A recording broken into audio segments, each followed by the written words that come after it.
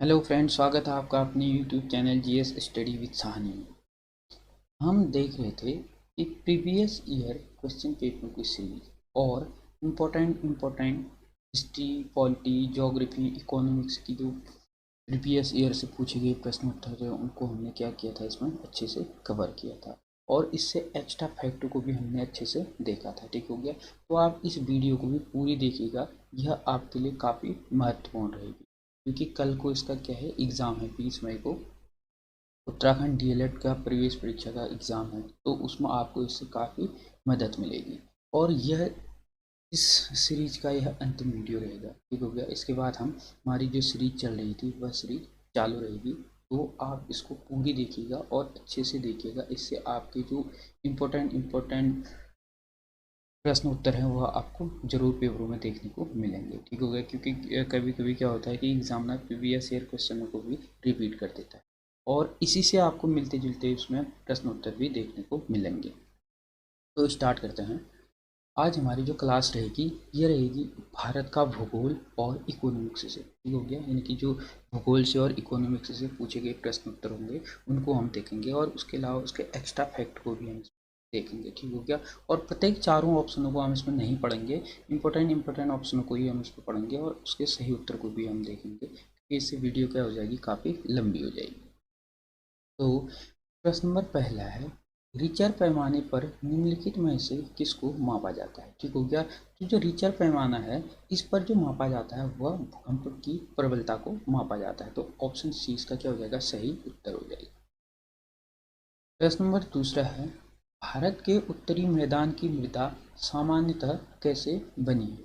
ठीक हो गया, तो यह बनी है तलोचन द्वारा। ठीक हो गया, तलोचन प्रक्रिया के द्वारा क्या बनी हुई है, ऑप्शन 20 का सही उत्तर हो जाएगा। अब तलोचन प्रक्रिया क्या होती है कि धरती की ढाल से निक्षेपण द्वारा एक समान लाने की प्रक्रिया को हम क्या कहते हैं, तलोचन कहते हैं। ठीक हो गया, मतलब एक समानता लाने की जो प्रक्रिया होती है, धरती के ढाल से निक्षेपण के द्वारा जो क्या की जाती है, मिट्टी लाई जाती है, उसी को हम क्या कहते हैं, तलोचन कहते हैं। उसके बाद आता है प्रश्न नंबर 3, भारत में सफ़ेद क्रांति का जनक किसे कहा जाता है। ठीक हो गया, सफ़ेद क्रांति या श्वेत क्रांति या ऑपरेशन इसको फ्लड भी कहा जाता है। ठीक हो गया, यह दुग्ध क्रांति से संबंधित है इसका।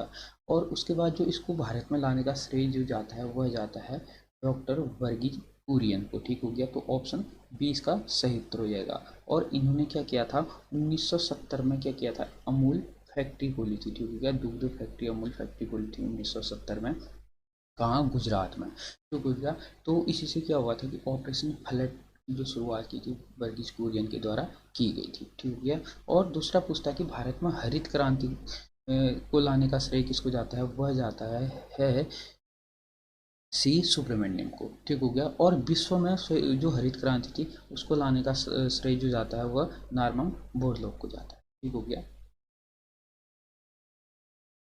उसके बाद है प्रश्न नंबर 4, रणथंभौर चिता शरण स्थल कहाँ पर है। ठीक हो गया, तो इसका सही उत्तर हो जाएगा, यह कहाँ है, राजस्थान में स्थित है, ऑप्शन ए इसका सही उत्तर हो जाएगा। प्रश्न नंबर 5 है, भारत के किस राज्य में जनसंख्या का घनत्व सर्वाधिक है, यानी कि सबसे अधिक भारत में जो जनसंख्या का घनत्व है वह है बिहार में। ठीक हो गया, बिहार में कितना है, वह है 1106। ठीक हो गया, यानी कि प्रत्येक वर्ग किलोमीटर पर कितने लोग रहते हैं, यहाँ 1106 लोग रहते हैं। ठीक हो गया, तो भारत में सबसे अधिक जनसंख्या घनत्व कहाँ पर है, यह है बिहार में। ठीक हो गया, अन्य चारों को भी हम देखते हैं इसमें। जैसे उसके बाद आता है जैसे पश्चिम बंगाल, पश्चिम बंगाल का है 1028, 1028 पश्चिम बंगाल का है। और उसके बाद जो तीसरे नंबर में है भारत में वह है केरला का, केरला का है यहाँ पर कितना, 860।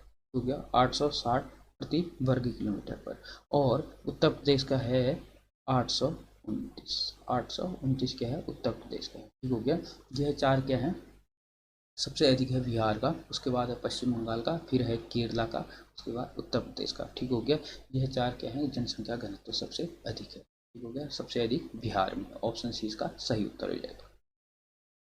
उसके बाद है प्रश्न नंबर 6, ब्रह्मपुत्र नदी का उद्गम कहाँ से होता है। ठीक हो गया, तो ब्रह्मपुत्र नदी का जो उद्गम होता है वह पुरंग जिला मानसरोवर झील के पूर्वी तट से होता है, यानी कि पूर्वी ढाल से होता है। तो इसका सही उत्तर हो जाएगा ऑप्शन ए, तिब्बत के कैलाश पर्वत पूर्वी ढाल से, ठीक हो गया, यानी कि तिब्बत के जो कैलाश पर्वत है उसके पूर्वी ढाल से। अब इसमें मानसरोवर झील भी दिया है, लेकिन इसमें क्या दिया है, पश्चिमी ढाल से दिया गया है, लेकिन पश्चिम ना होकर ये कहाँ से होता है, पूर्वी ढाल से होता है। तो प्रश्न नंबर 7 है, भारत में कौन सा राज्य सबसे अधिक राज्यों की सीमा को स्पर्श करता है? तो भारत में जो सबसे अधिक राज्यों की सीमा को स्पर्श करता है वह करता है उत्तर प्रदेश, ठीक हो गया। यह 8 राज्यों की सीमा को क्या करता है, स्पर्श करता है। उसके बाद है प्रश्न नंबर 8, भारत में सबसे लंबा रेलवे जोन कौन सा है? ठीक हो गया। तो भारत में जो सबसे अधिक लंबा जो रेलवे जोन है वह है उत्तर रेलवे, ठीक हो गया। उत्तर रेलवे जोन क्या है, सबसे अधिक लंबा जोन है, ठीक हो गया। और जो उत्तर रेलवे का मुख्यालय है वह है दिल्ली में, ठीक हो गया। कहाँ है, दिल्ली में इसका मुख्यालय है। और पश्चिमी रेलवे का जो मुख्यालय है वह है मुंबई में, पश्चिमी रेलवे का मुंबई में है मुख्यालय। और उसके बाद पूर्वी रेलवे का मुख्यालय है कोलकाता में, और दक्षिणी रेलवे का मुख्यालय है चेन्नई में, ठीक हो गया, क्योंकि मुख्यालय से संबंधित भी प्रश्न उत्तर पूछता है। और वर्तमान में जो भारत में रेलवे जोन हैं वह कितने हैं, 18 हैं। अगर हम एक मेट्रो जोन को भी लगा दें तो कितने हो जाएंगे, 19 हो जाएंगे, ठीक हो गया। यानी कि कोलकाता मेट्रो जोन को भी अगर इसमें सम्मिलित करें तो 19 हो जाएंगे, लेकिन वर्तमान में जो रेलवे जोन है वह 18 है। अब है प्रश्न नंबर 9, भारत में हिमालय की सबसे ऊंची चोटी कौन सी है? ठीक हो गया, यानी कि भारत में कह रहा है, भारत में जो सबसे ऊंची चोटी है वह है K2, यानी कि कौन सी, गार्डविन आस्टिन, ठीक हो गया। K2 को ही किस नाम से जाना जाता है, गार्डविन आस्टिन। यह काराकोरम श्रेणी में है, ठीक हो गया, यानी कि जो ट्रांस हिमालय है इसके काराकोरम श्रेणी में K2 पर्वत श्रृंखला है। उसके बाद है प्रश्न नंबर 10, भारत निम्नलिखित में से किसके उत्पादन में आत्मनिर्भर हो गया है? ठीक हो गया। तो जो भारत है, भारत जो आत्मनिर्भर हो गया है वह लोहे के उत्पादन में है, ठीक हो गया। लोहे के उत्पादन में क्या हो गया, आत्मनिर्भर हो गया। तो ऑप्शन ए इसका क्या हो जाएगा, सही उत्तर हो जाएगा। प्रश्न नंबर 11 है, निम्नलिखित में से कौन सा उद्योग सभी उद्योग गतिविधियों की आधारभूत तथा मात्र उद्योग माना जाता है? ठीक हो गया। तो यह माना जाता है कौन सा, इसका सही उत्तर हो जाएगा ऑप्शन ए, पेट्रो रासायनिक उद्योग, ठीक हो गया। पेट्रो रासायनिक उद्योग जो है यह क्या माना जाता है, मात्र उद्योग माना जाता है। उसके बाद है प्रश्न नंबर 12, प्रश्न नंबर 12 है, अंकलेश्वर क्षेत्र किसके लिए जाना जाता है? तो जो अंकलेश्वर क्षेत्र है यह जाना जाता है खनिज तेल हेतु, ठीक हो गया। ऑप्शन डी इसका सही उत्तर हो जाएगा, ठीक हो गया। खनिज तेल यानी कि पेट्रोकेमिकल के लिए यह जाना जाता है। उसके बाद है प्रश्न नंबर 13, भाखड़ा नागल बांध निम्नलिखित में से किस नदी पर बना है? तो भाखड़ा नागल बांध जो बना है वह सतलज नदी पर बना है, ऑप्शन बी इसका सही उत्तर हो जाएगा। प्रश्न नंबर 14 है, भारत में निम्नलिखित में से किस क्षेत्र में लोहे और कोयले के सर्वाधिक भंडार हैं? लोहे और कोयले के जो सर्वाधिक भंडार हैं वह भारत में नागपुर के पठार, यानी कि जो छोटा नागपुर का पठार है यहाँ पर सबसे अधिक क्या है, कोयले और लोहे के सबसे अधिक भंडार हैं, ऑप्शन बी इसका सही उत्तर हो जाएगा। प्रश्न नंबर 15 है, भारत में हरित क्रांति के जनक कहे जाते हैं, ठीक हो गया। तो भारत में हरित क्रांति, मैंने अभी आपको बताया कि भारत में हरित क्रांति के जनक जो माने जाते हैं MS स्वामीनाथन को माना जाता है, ऑप्शन ए इसका सही उत्तर हो जाएगा। और वर्गीज कुरियन को यहाँ पर श्वेत क्रांति यानी कि दुग्ध क्रांति का जनक माना जाता है। तो प्रश्न नंबर 16, घना पक्षी अभ्यारण्य किस राज्य में है? ठीक हो गया। तो घना पक्षी अभ्यारण्य जो है वह है राजस्थान में, ऑप्शन बी इसका सही उत्तर हो जाएगा। प्रश्न नंबर 17 है, कावेरी नदी बहती है, जो कावेरी नदी है यह बहती है दक्षिण भारत में, ऑप्शन डी इसका सही उत्तर हो जाएगा, क्योंकि यह न तो उत्तर भारत में बहती है, न पश्चिम भारत में, न मध्य भारत में, यह दक्षिण भारत में बहती है। प्रश्न नंबर 18 है, निम्नलिखित में से किस भारतीय राज्य में वन क्षेत्र न्यूनतम है? तो जो वन क्षेत्र न्यूनतम है वह है कहाँ, हरियाणा में। और भारत में अधिकतम वन क्षेत्र वाला राज्य जो है वह मध्य प्रदेश है, यानी कि सबसे बड़ा वन क्षेत्र वाला राज्य जो है वह MP मध्य प्रदेश है, ठीक हो गया।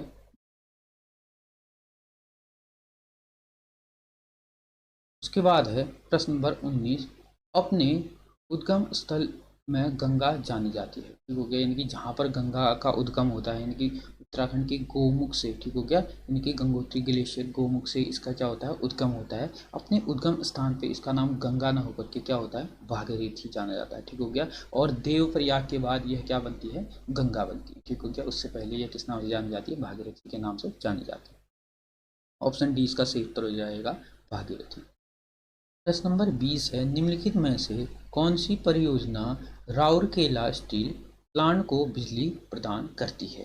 तो जो राउरकेला को बिजली प्रदान करती है वह करती है हीराकुंड बांध परियोजना। ऑप्शन बी इसका सही उत्तर हो जाएगा। ठीक हो गया, और जो हीराकुंड बांध परियोजना है वह किस नदी पर स्थित है, यह भी पूछा जाता है। तो यह महानदी, ठीक हो गया, महानदी में स्थित है। कहाँ, उड़ीसा राज्य में।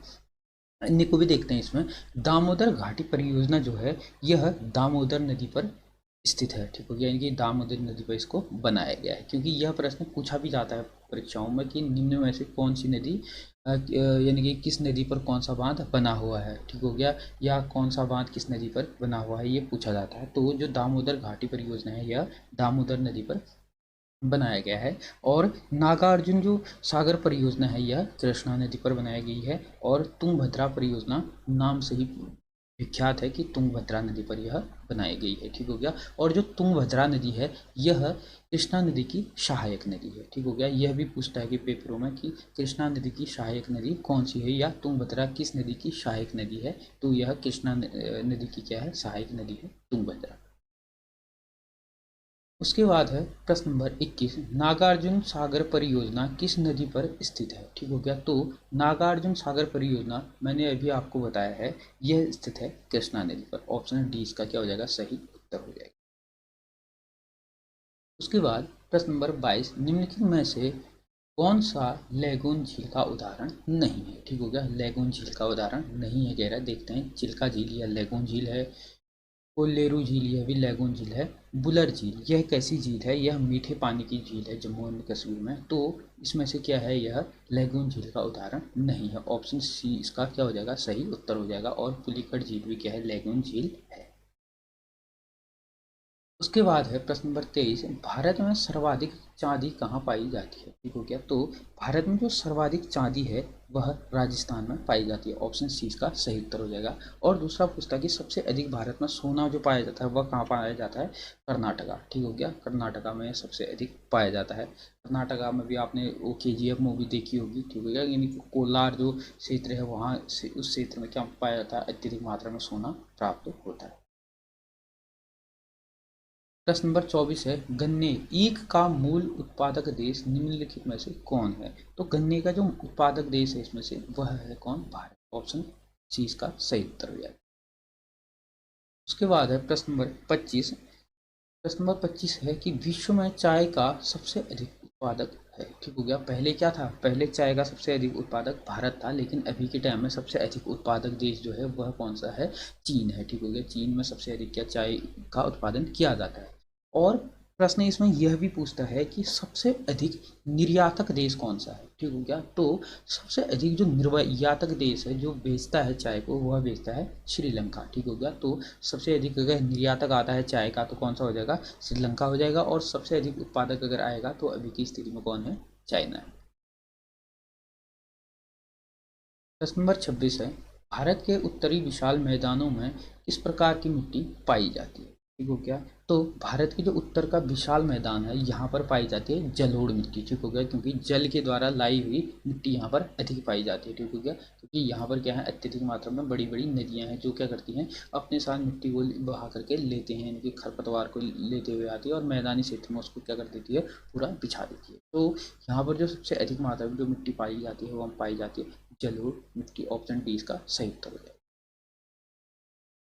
प्रश्न नंबर 27 है, उत्तरी मैदानों में गंगा नदी निम्नलिखित में से कहाँ होकर नहीं बहती है। ठीक हो गया, यानी कि कहाँ होकर नहीं बहती है कह रहा है। इलाहाबाद में बहती है, हरिद्वार में भी बहती है, पटना होते हुए गुजरती है, लेकिन लखनऊ में यह नहीं बहती है। तो ऑप्शन ए इसका सही उत्तर हो जाएगा। प्रश्न नंबर 28 है, सलेम स्टील प्लांट स्थित है। तो जो स्लेम स्टील प्लांट है यह तमिलनाडु में स्थित है। ऑप्शन बी इसका सही उत्तर हो जाएगा।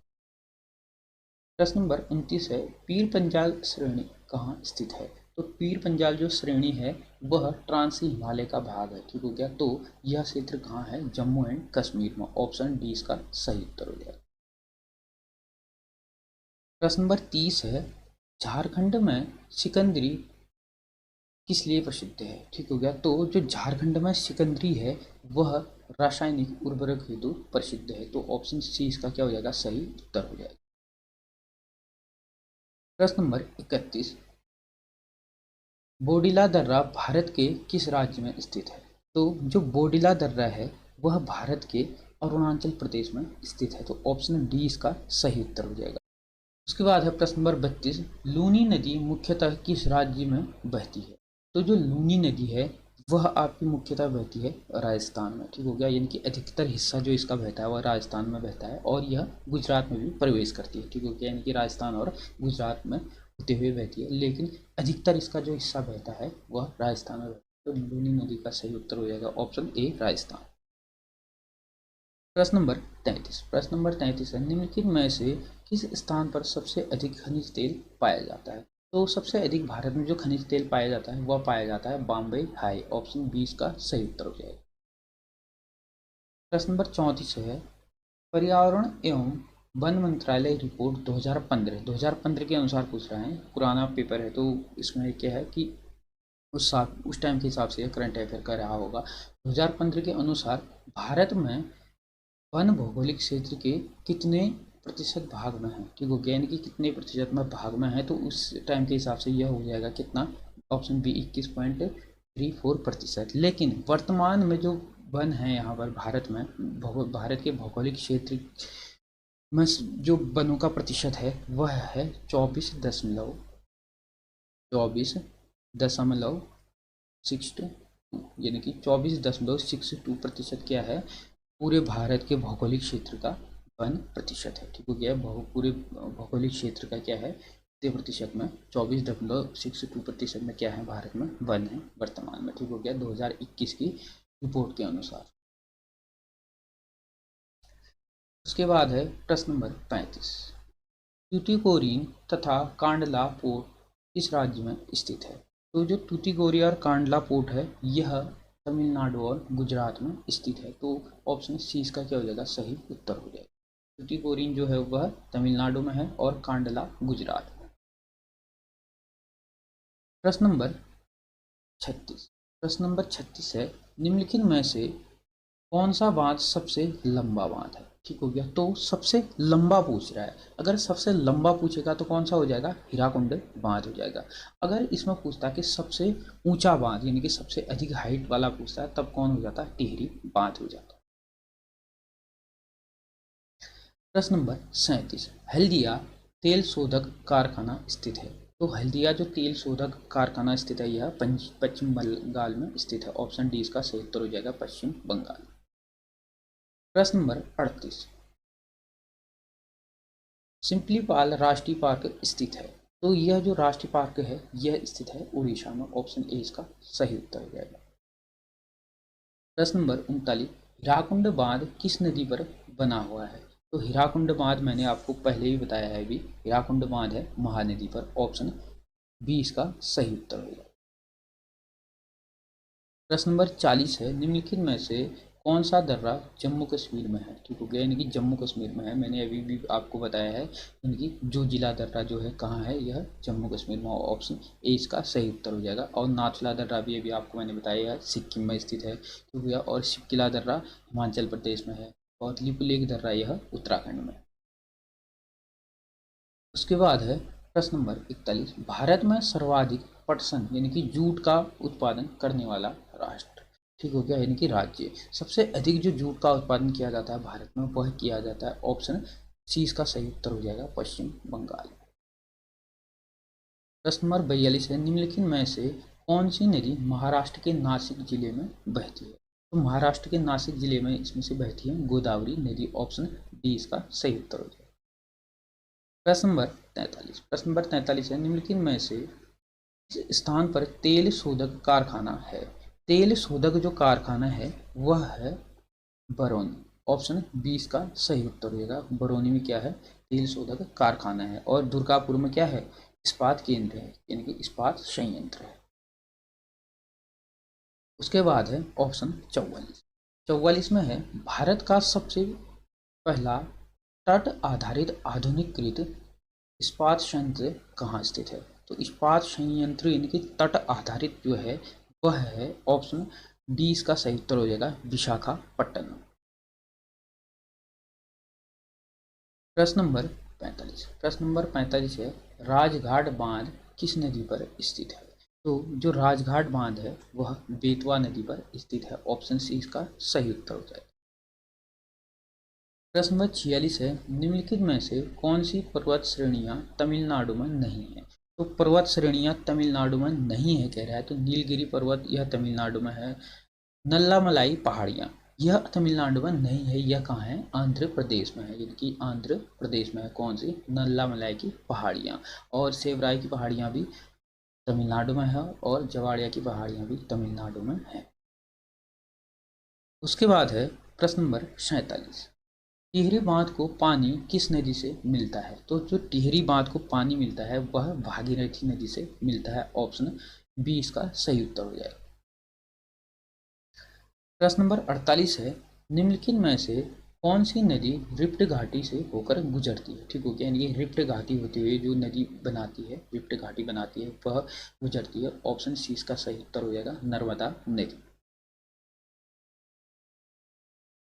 प्रश्न नंबर 49 है डफला तथा सिंहपो जनजाति निम्नलिखित में से किस प्रदेश में पाई जाती है?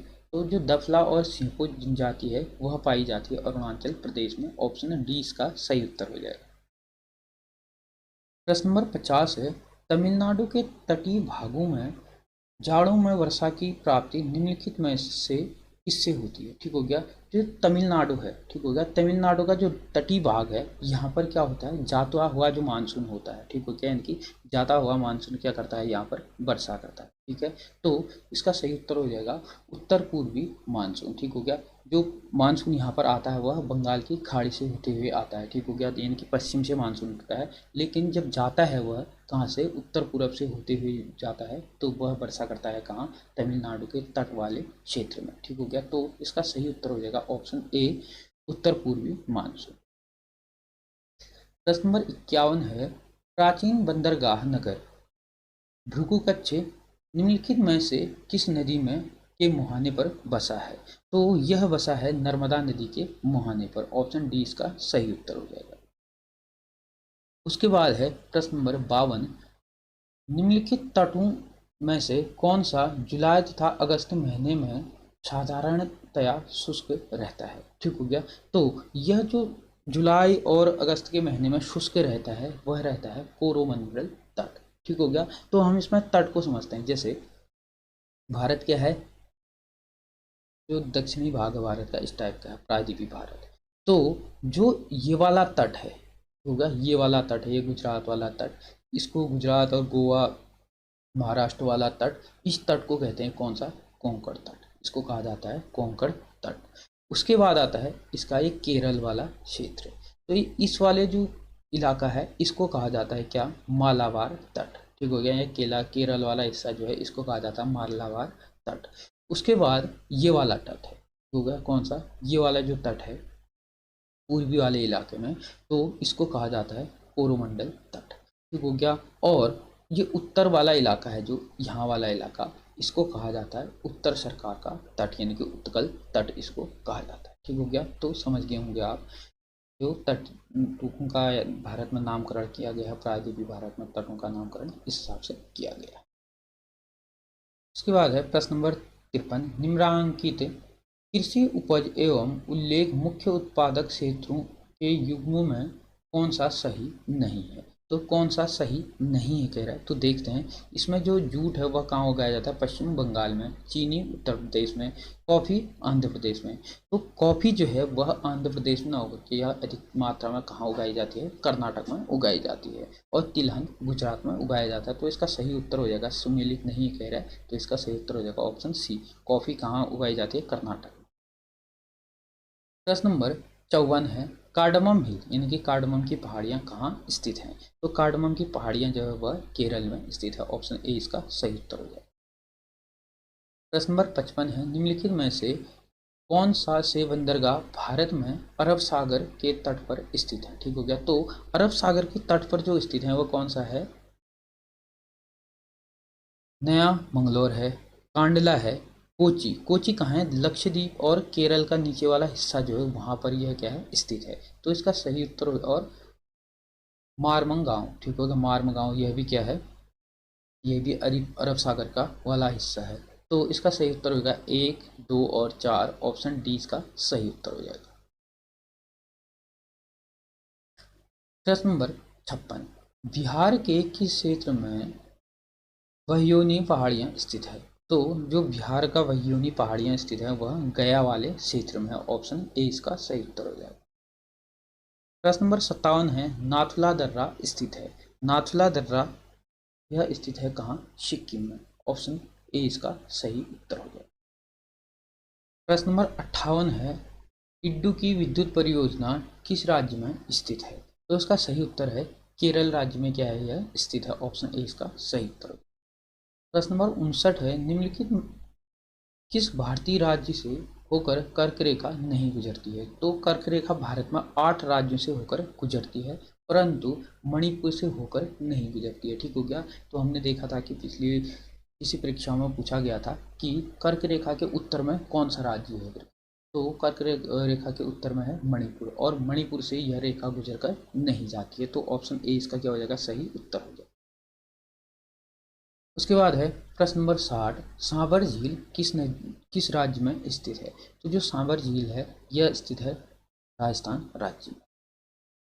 प्रश्न नंबर 61 है निम्नलिखित में से भारत में किसके सर्वाधिक भंडार हैं। तो भारत में सर्वाधिक भंडार जो है वह थोरियम के हैं। ठीक हो गया। तो ऑप्शन 20 का सही उत्तर हो जाएगा। थोरियम के क्या है यहाँ पर सबसे अधिक भंडार है।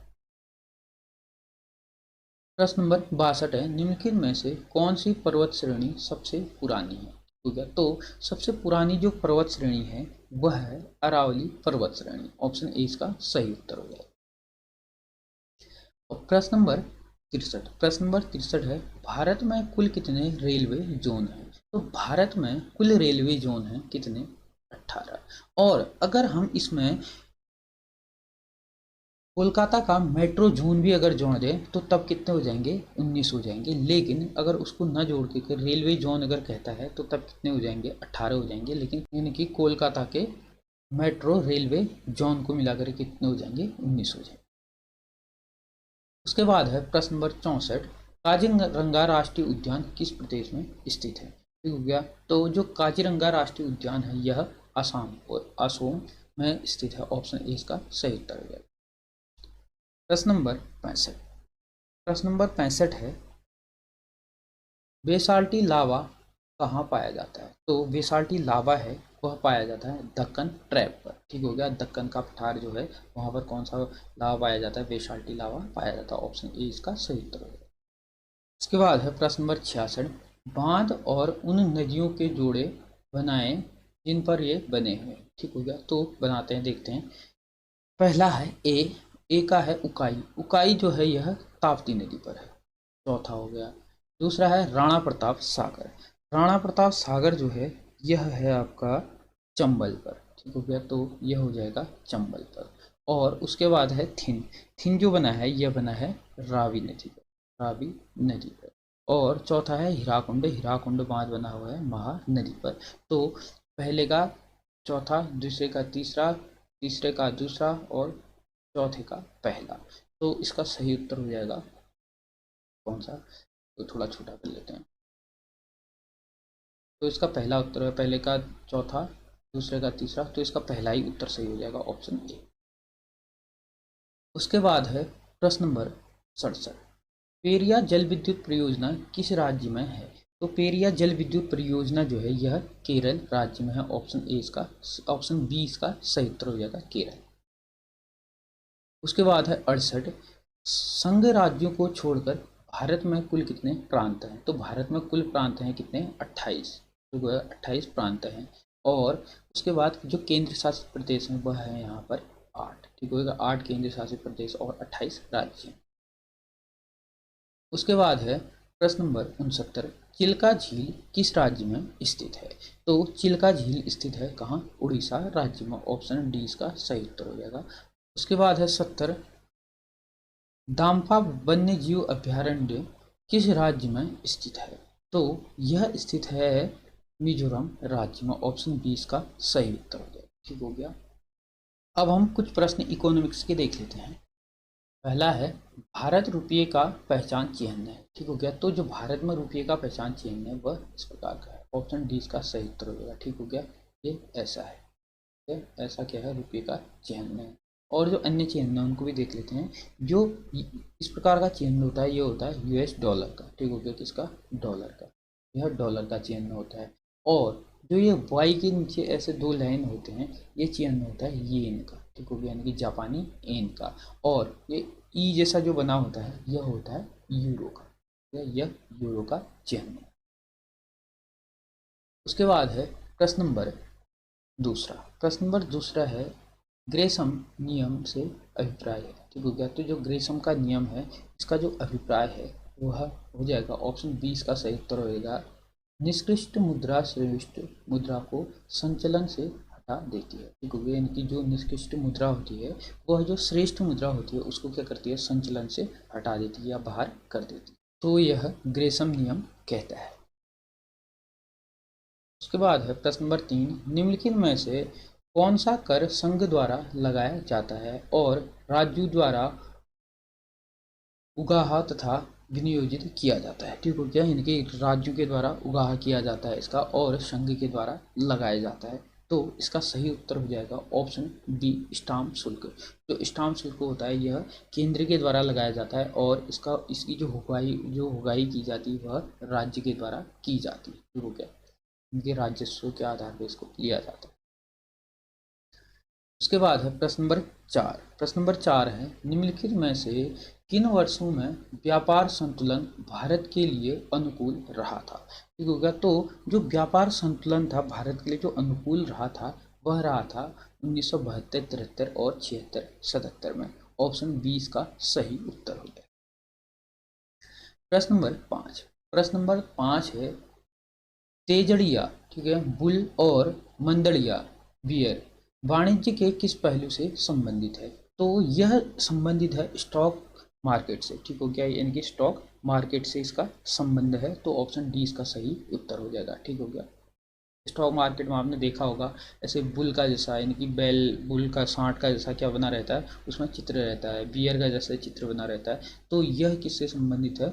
स्टॉक मार्केट से इसका संबंध है। उसके बाद है प्रश्न नंबर 6। प्रश्न नंबर 6 है निम्नलिखित में से कौन सा कर ऐसा है जिससे कीमत में वृद्धि नहीं होती है? तो कीमत में वृद्धि नहीं होती है, यह नहीं होती है आयकर की, ठीक हो गया। आयकर की कीमत में कभी भी वृद्धि नहीं होती। उसके बाद है प्रश्न नंबर 7। प्रश्न नंबर 7 है भारत में आर्थिक उदारीकरण आरंभ हुआ था। तो आर्थिक उदारीकरण जो आरंभ हुआ था वह हुआ था औद्योगिक लाइसेंस नीति में वास्तविक बदलाव के साथ, ठीक हो गया। इनकी औद्योगिक लाइसेंस नीति में वास्तविक बदलाव के साथ क्या हुआ था? आर्थिक उदारीकरण आरंभ हुआ था। ऑप्शन सी इसका क्या हो जाएगा? सही उत्तर हो जाएगा। उसके बाद है प्रश्न नंबर 8।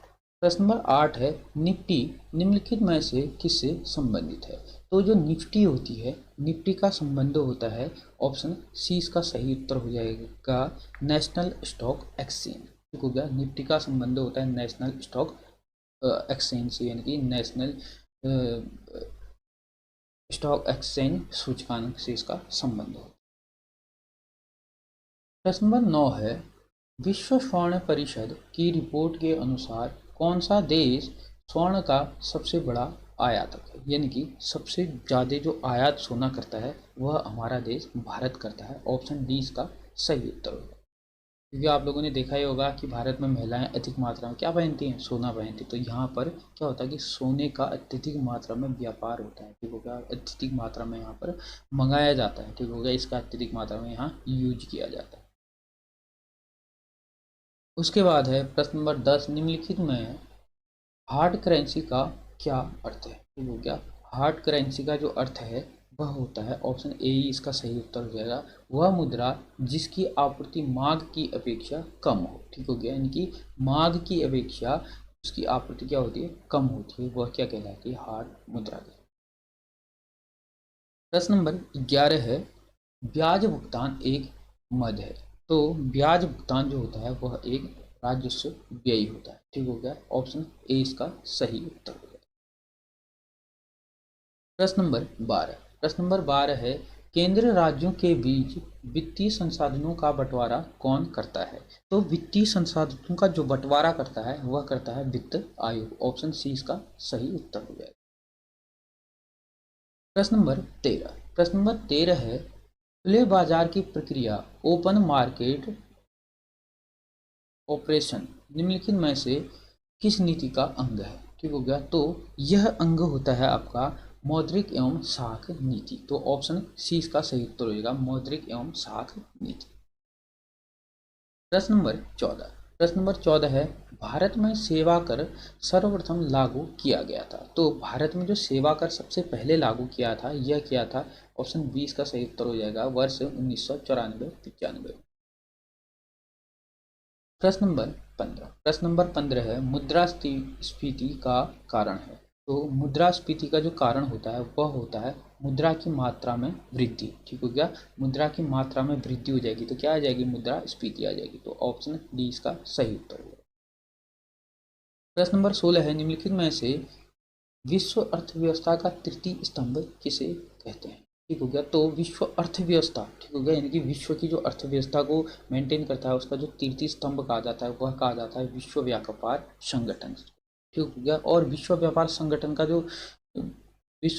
संगठन की स्थापना जो की गई थी वह की गई थी 1995 में। ठीक हो गया, 1995 में की गई थी, और इसका जो मुख्यालय है वो कहाँ है, जेनेवा स्विट्जरलैंड में इसका मुख्यालय है।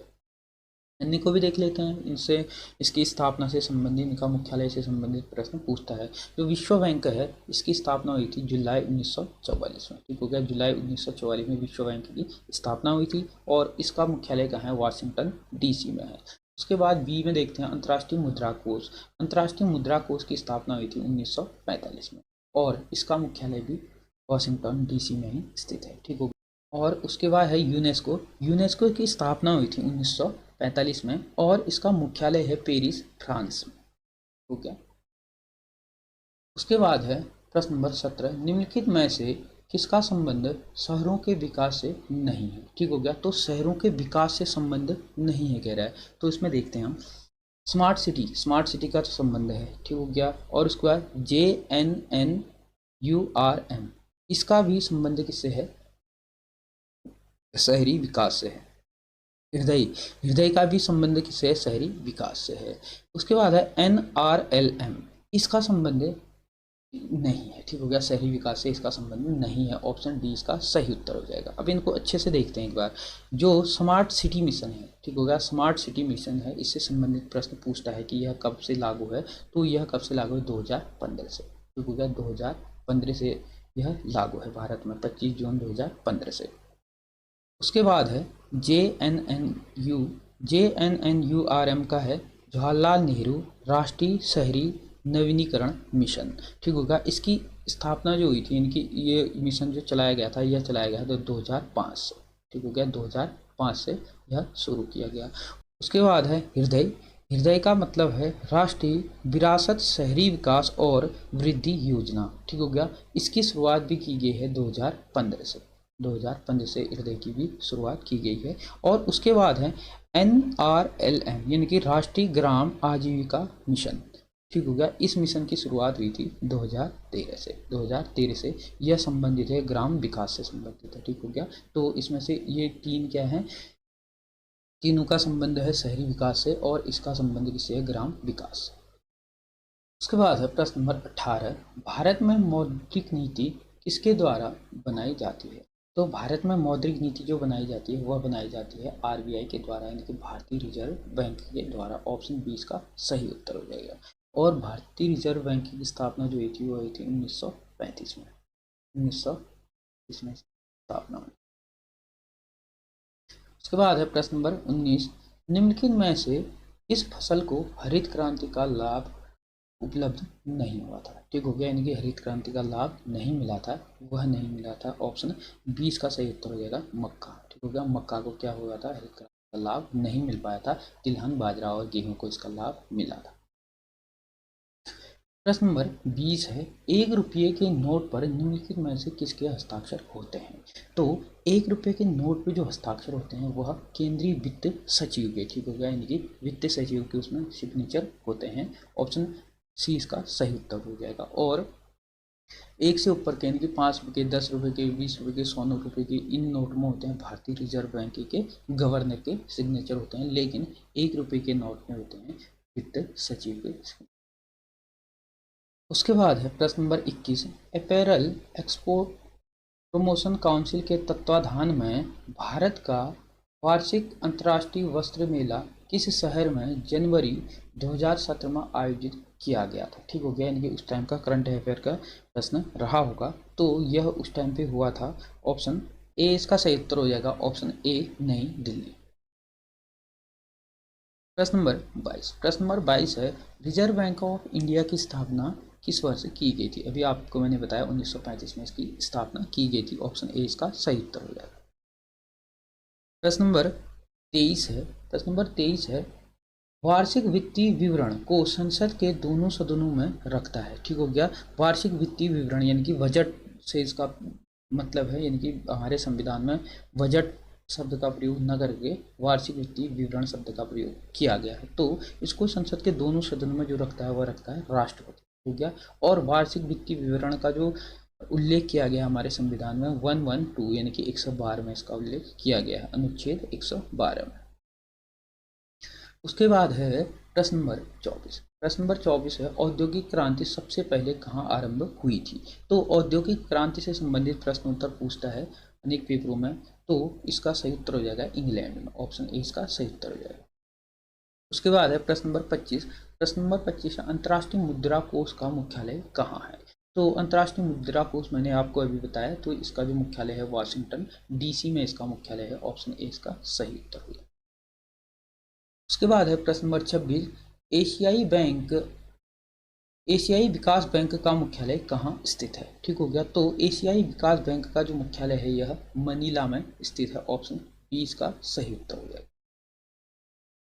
प्रश्न नंबर 27 है, भारत में सर्वप्रथम निम्नलिखित में से कौन सा उद्योग आरंभ हुआ था। ठीक हो गया, तो भारत में सबसे पहले पटसन यानी कि जूट का उद्योग क्या हुआ था, सबसे पहले यहाँ पर आरंभ हुआ था। ऑप्शन ए इसका सही उत्तर हो जाएगा। प्रश्न नंबर 28 है, पंचवर्षीय योजना का अंतिम अनुमोदन होता है। ठीक हो गया, तो पंचवर्षीय योजना का अंतिम जो अनुमोदन होता है वह ऑप्शन ए इसका सही उत्तर होगा, राष्ट्रीय विकास परिषद के द्वारा इसका अंतिम अनुमोदन किया जाता है। प्रश्न नंबर 29, प्रश्न नंबर 29 है, सार्वजनिक क्षेत्र की कुल कितनी कंपनी को वर्तमान सितंबर 2017 में नवरत्न का दर्जा प्राप्त है।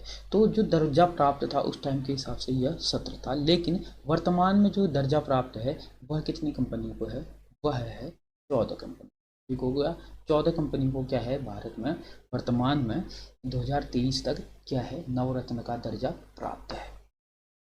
प्रश्न नंबर 30, निम्नलिखित में से कौन वर्तमान यानी कि सितंबर 2017 का पूछ रहा है, उस टाइम का कौन था कि सेबी का अध्यक्ष कौन था। तो उस टाइम पे तक जो सेबी के अध्यक्ष थे वह थे आपके अजय त्यागी। ठीक हो गया, लेकिन वर्तमान में जो सेबी के अध्यक्ष हैं यह सवाल पूछता है तो माधुरीपुरी बुच। ठीक हो गया, वर्तमान में जो सेबी के अध्यक्ष हैं वह हैं माधुरीपुरी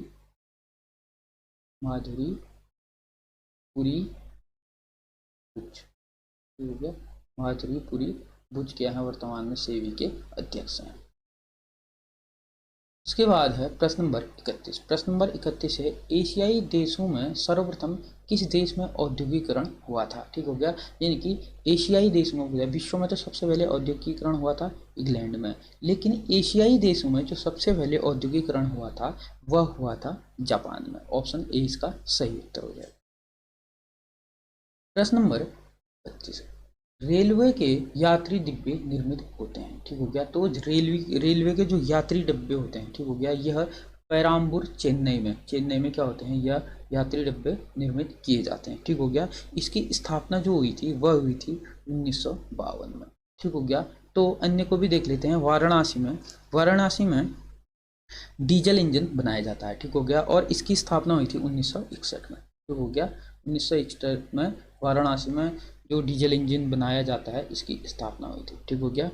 तो DLW की स्थापना हुई थी 1961 में। ठीक होगा। और चित्रंजन इनकी आसनसोल वेस्ट बंगाल में है। और यहाँ पर जो लोकोमोटिव बनाया जाता है, लोकोमोटिव वर्कशॉप है, तो यहाँ इसकी स्थापना हुई थी 1950 में। ठीक हो गया। 1950 में इसकी स्थापना हुई थी। प्रश्न नंबर 33, मुद्रा तथा वित्त पर रिपोर्ट प्रकाशित होती है कब? प्रत्येक वर्ष क्या होती है यह रिपोर्ट प्रकाशित होती है? ऑप्शन डी इसका सही उत्तर हो जाएगा, प्रत्येक वर्ष। प्रश्न नंबर 34 है, भारत में आर्थिक विकास बाधित रहा मुख्य रूप से। मुख्य रूप से कब यह बाधित रहा? यह रहा खराब अवस्थापना सुविधा के कारण। ठीक हो गया। यानी कि खराब अवस्थापना और सुविधा के कारण यह क्या रहा? मुख्य रूप से बाधित रहा। ऑप्शन सी इसका सही उत्तर हो जाएगा। प्रश्न नंबर 35 है, रियल एस्टेट के मूल्यों में उतार चढ़ाव के आकलन हेतु एक नया सूचकांक रेसिडेस्क, ठीक हो गया, निम्नलिखित में से किसके द्वारा जारी किया जाता है? तो रेसिडेस्क जो जारी किया जाता है यह किया जाता है, ऑप्शन सी इसका सही उत्तर है, राष्ट्रीय विकास बैंक। ठीक हो गया। राष्ट्रीय विकास बैंक के द्वारा रेसिडेस्क सूचकांक जारी किया जाता है। उसके बाद है प्रश्न नंबर 36। प्रश्न नंबर 36 है, वर्तमान में, जिनकी वर्तमान 2017 का पेपर है, 2017 तक भारत में कितनी कंपनियों को महारत्न का दर्जा प्राप्त है? जिनकी महारत्न का दर्जा जो प्राप्त है वह उस टाइम पे जो था 7 था। ठीक हो गया। लेकिन वर्तमान में यह कितने कंपनी को प्राप्त है? 12 कंपनी को महारत्न का दर्जा प्राप्त है। ठीक हो गया। और नवरत्न का दर्जा जो प्राप्त है अभी हमने देखा था कितने कंपनी को? 14 कंपनी को। कब? 2023 तक। ठीक हो गया। 2023 तक महारत्न का दर्जा प्राप्त है 12 कंपनी को और नवरत्न का दर्जा प्राप्त है 14 कंपनी और मिनी रत्न का दर्जा प्राप्त है 74 कंपनी को। 74 कंपनी को मिनी रत्न का दर्जा प्राप्त है। महारत्न का दर्जा प्राप्त होने के लिए कंपनी को क्या होना पड़ता है कि स्टॉक एक्सचेंज मार्केट में लिस्टेड होना होता है। ठीक हो गया। तो स्टॉक एक्सचेंज में अगर लिस्टेड होगी तब जाकर के उसको किस कंपनी का दर्जा प्राप्त होता है? महारत्न का दर्जा प्राप्त होता है। उसके बाद है प्रश्न नंबर 37, भारत के निम्नलिखित में से किस राज्य में चालू मूल्यों पर प्रति व्यक्ति आय सर्वाधिक है? तो सर्वाधिक जो प्रति व्यक्ति आय वाला राज्य है वह है गोवा। ऑप्शन डी इसका सही उत्तर है। उसके बाद है प्रश्न नंबर 38। प्रश्न नंबर 38 है, राष्ट्रीय डेयरी विकास बोर्ड NDDB की स्थापना किस वर्ष हुई? तो NDDB की स्थापना जो हुई थी वह हुई थी 1965 में। ऑप्शन बी इसका सही उत्तर हो गया। उसके बाद है प्रश्न नंबर 39, 12वीं पंचवर्षीय योजना की अवधि क्या है? तो यह पंचवर्षीय योजना जो है वह इम्पोर्टेंट इसीलिए हो जाती है क्योंकि यह भारत में अंतिम पंचवर्षीय योजना थी। इसके बाद पंचवर्षीय योजना की जगह में कौन आ गया था? नीति आयोग, जिसकी स्थापना कब हुई थी? 2015 में। और उसका अध्यक्ष होता है कौन? प्रधानमंत्री। तो जो यह अंतिम पंचवर्षीय योजना थी यह इसकी जो अवधि थी 2012 से 2017 इसकी अवधि रखी गई थी। ऑप्शन सी इसका सही उत्तर हो गया। उसके बाद है प्रश्न नंबर 40, बेमेल ज्ञात कीजिए, यानी कि इसमें जो बिना मेल के हैं उसको ज्ञात कीजिए। SBI, PNB, ICICI और इंडियन ओवरसीज। इसमें से जो ICICI बैंक है यह प्राइवेट बैंक है। तो ऑप्शन सी इसका क्या हो जाएगा? सही उत्तर हो जाएगा। SBI होगी, PNB होगी और इंडियन ओवरसीज होगी, यह सरकारी बैंक हैं और जो ICICI बैंक है यह प्राइवेट बैंक है। उसके बाद है प्रश्न नंबर 41, भारत में निम्नलिखित में से सर्वाधिक औद्योगिकीकृत राज्य कौन सा है? यानी कि सबसे अधिक उद्योग जिस राज्य में है वह है महाराष्ट्र। ऑप्शन बी इसका सही उत्तर हो जाएगा। उसके बाद है प्रश्न नंबर 40। प्रश्न नंबर 40 है, भारत का मल्टीनेशनल कमोडिटी एक्सचेंज कहाँ स्थित है? तो यह स्थित है अहमदाबाद में। ऑप्शन बी इसका सही उत्तर हो जाएगा। उसके बाद है प्रश्न नंबर 43। प्रश्न नंबर 43 है, पार्क एवेन्यू उत्पाद निम्नलिखित में से किससे संबंधित है?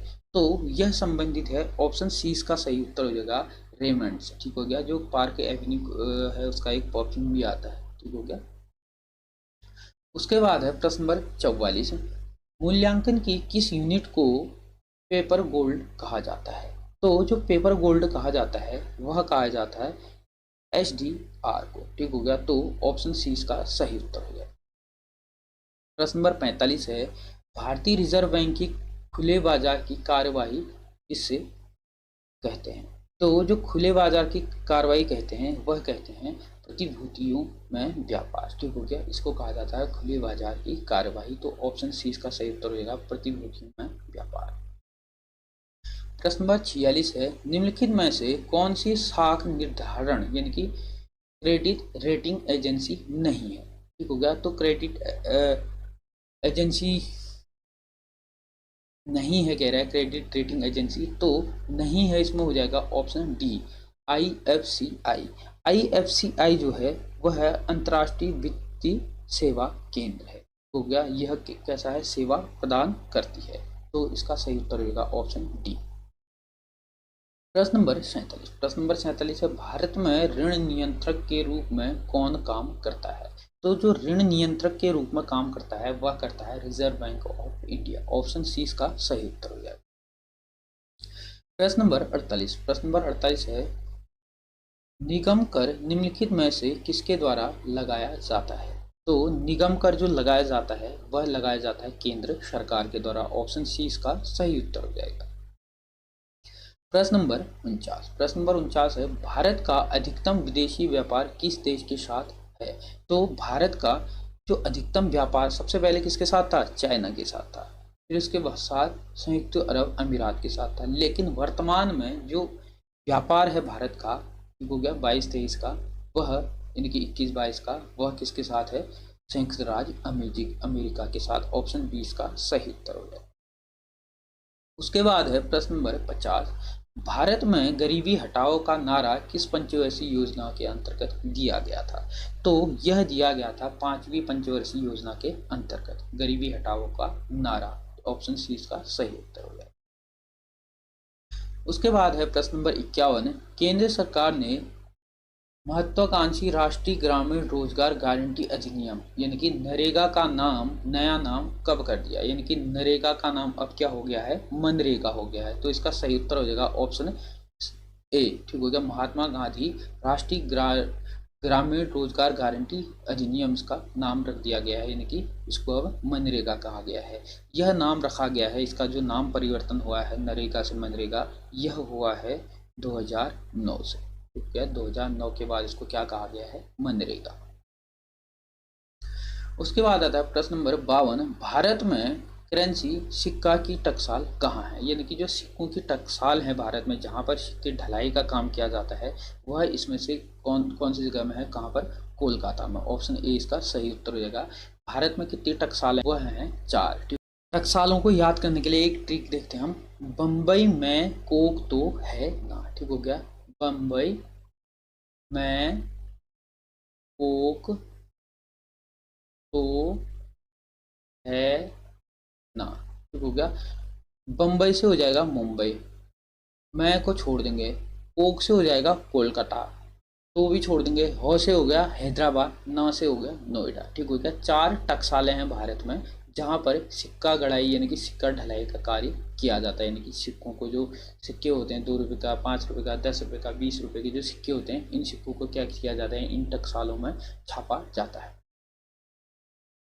उसके बाद है प्रश्न नंबर 53 है, वित्त आयोग फाइनेंस कमीशन की नियुक्ति कौन करता है? तो वित्त आयोग की जो नियुक्ति करता है वह करता है ऑप्शन ए भारत का राष्ट्रपति। प्रश्न नंबर 54 है, भारत में निम्नलिखित में से किसका निर्यात होता है?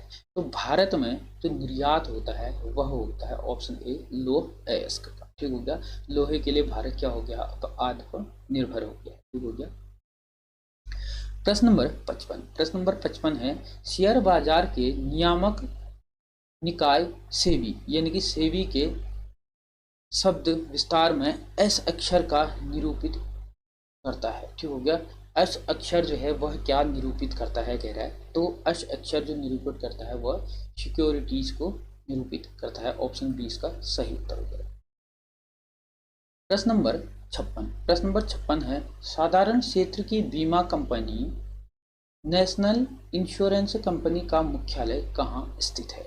तो जो नेशनल इंश्योरेंस कंपनी का जो मुख्यालय है वह है कोलकाता में। ऑप्शन डी इसका सही उत्तर हो जाएगा।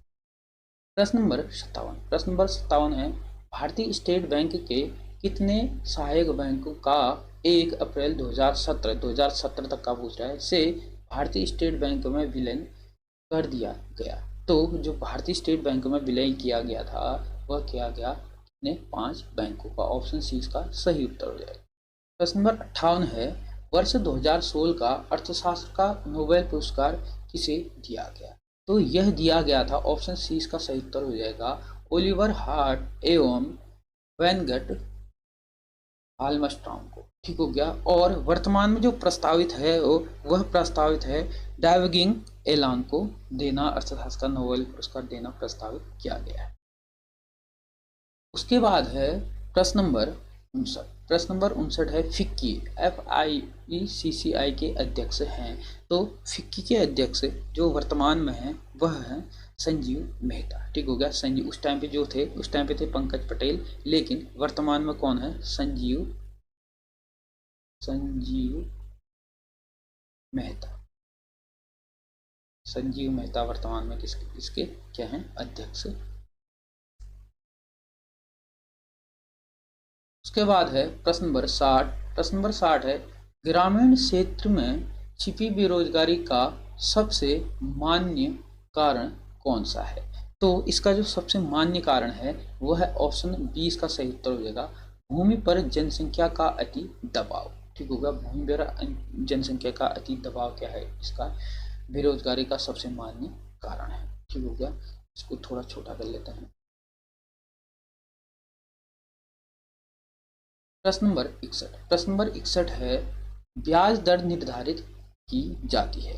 ब्याज दर जो है वह निर्धारित की जाती है वाणिज्यिक बैंकों द्वारा। ठीक हो गया। ऑप्शन डी इसका सही उत्तर हो जाएगा, वाणिज्यिक बैंकों द्वारा। उसके बाद है प्रश्न नंबर 62, इंपीरियल बैंक का राष्ट्रीयकरण करके किस बैंक का गठन किया गया था? तो इंपीरियल बैंक का राष्ट्रीयकरण किया गया था 1 जुलाई 1955 को। 1955 को इसका राष्ट्रीयकरण करके इसको एक अलग बैंक के रूप में नाम दे दिया गया था। कौन सा? State bank of India. Option A इसका क्या हो जाएगा? सही उत्तर हो जाएगा। आज का अंतिम प्रश्न है प्रश्न नंबर 63। अभी हाल में कौन से प्रदेश में रेलवे सेवा शुरू हुई है? यह 2017 के हिसाब से है। तो उस टाइम पे जो रेलवे सेवा शुरू की गई थी वह की गई थी मेघालय में। ऑप्शन डी इसका सही उत्तर हो जाएगा। तो ये थे हमारे इकोनॉमिक्स और ज्योग्राफी से संबंधित प्रीवियस ईयरों में पूछे गए प्रश्न उत्तर। इस सीरीज को अगर आपने पूरा देख लिया है तो आपके पेपरों में इससे आने वाले, इससे संबंधित जो फैक्ट होंगे वह नहीं छूटेंगे।